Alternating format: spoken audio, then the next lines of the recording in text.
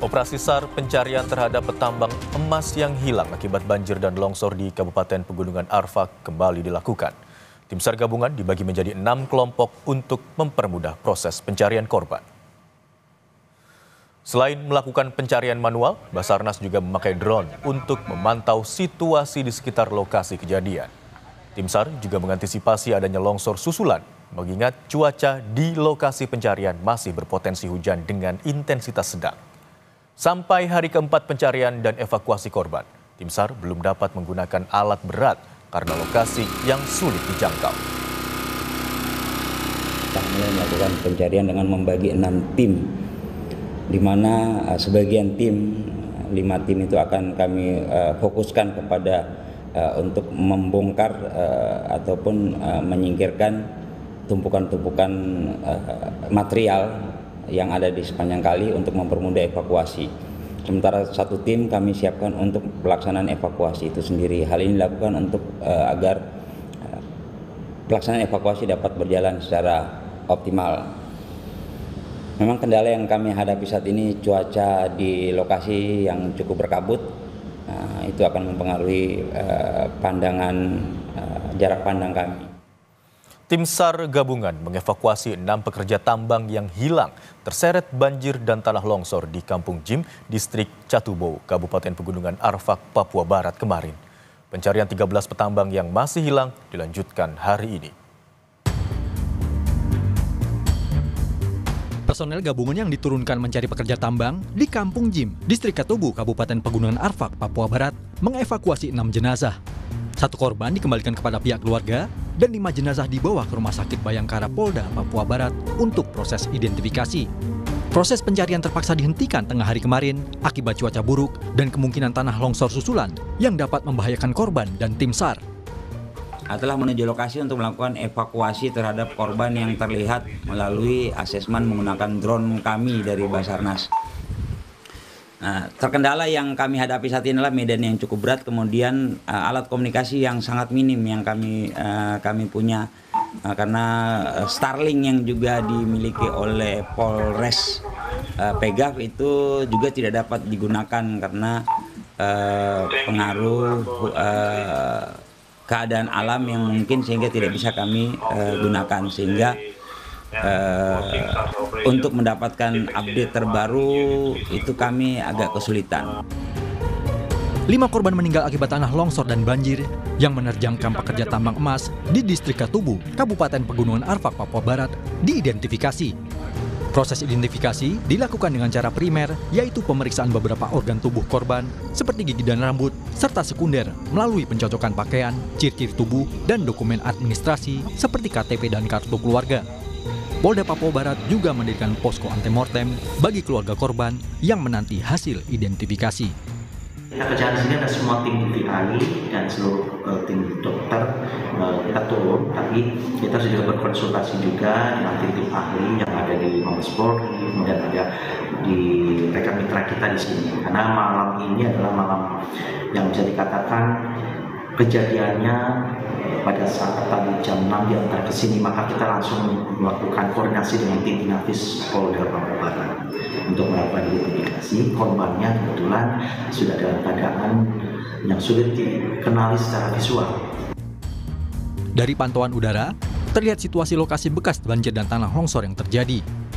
Cuaca mendung dan berkabut, serta lokasi yang ekstrim, membuat proses pencarian dan evakuasi mengalami kesulitan.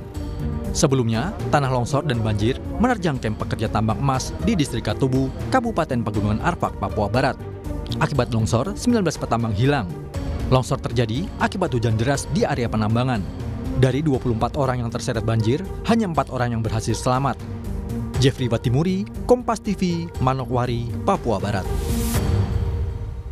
Informasi perkembangan proses pencarian korban banjir dan tanah longsor di Pegunungan Arfak, Papua Barat, kita tanyakan langsung kepada jurnalis Kompas TV Flora Batlayeri di Sorong, Papua Barat.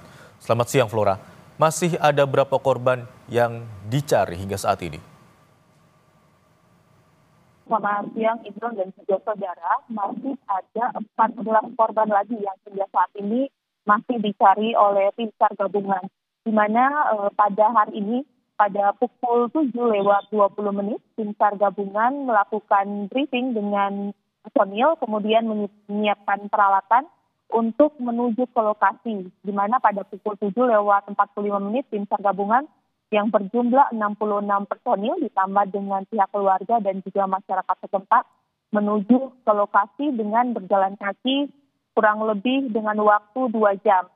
Untuk sampai di lokasi, tim SAR kemudian membagi tim menjadi 6 tim, di mana tim 1 sampai dengan tim 5 akan bertugas untuk melakukan pencarian di bawah tumpukan kayu-kayu, sedangkan untuk tim 6 akan melakukan evakuasi dan juga penarikan korban. Untuk hari ini, tim SAR juga akan melakukan pencarian menggunakan kamera udara, di mana kamera udara akan melakukan pemantauan sejauh 2 hingga 3 kilometer. Imron dan juga saudara, ada sejumlah titik yang dicurigai oleh tim SAR gabungan, di mana pada titik-titik tersebut ada beberapa korban yang bisa dilakukan evakuasi untuk hari ini. Untuk cuaca saat ini dilaporkan berawan, namun faktor yang menjadi kendala untuk para tim SAR gabungan sendiri yakni faktor cuaca yang sering berubah dan juga material longsor seperti tanah, lumpur, dan juga kayu yang hingga saat ini belum dibersihkan dari lokasi kejadian. Untuk hari ini, tim SAR gabungan belum tahu waktu pencarian akan dilakukan berapa lama, maksudnya karena proses pencarian akan dihentikan sementara jika terjadi hujan. Hal ini dilakukan untuk menjaga keamanan personil karena diduga sewaktu-waktu bisa saja terjadi longsor susulan. Begitu, Imron.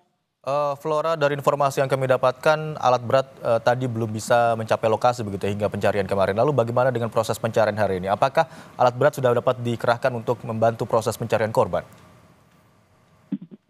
Ya, Imron dan juga saudara, berdasarkan dokumentasi yang kami peroleh dari tim SAR gabungan bahwa medan pencarian dan juga evakuasi cukup berat, di mana ada sejumlah jalan yang masih rusak akibat bencana banjir bandang dan longsor kemarin, sehingga para personil dihimbau untuk ekstra hati-hati dalam melewati jalan tersebut.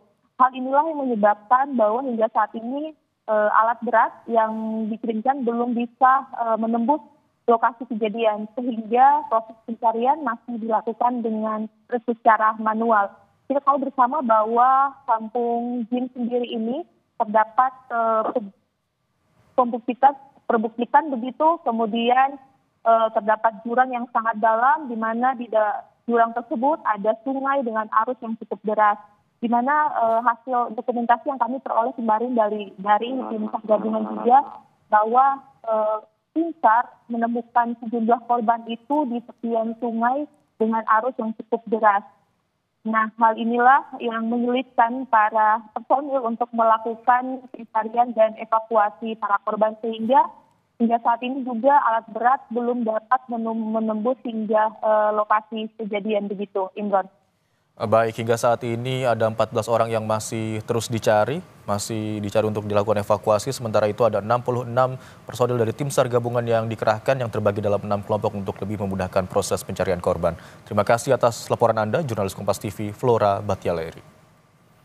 Informasi lainnya, saudara, proses pencarian 6 orang yang hilang akibat longsor di Kabupaten Trenggalek, Jawa Timur, Selasa siang terkendala akses yang terdampak longsor. Tim gabungan membersihkan material longsor, membuka jalur menuju titik lokasi pencarian korban.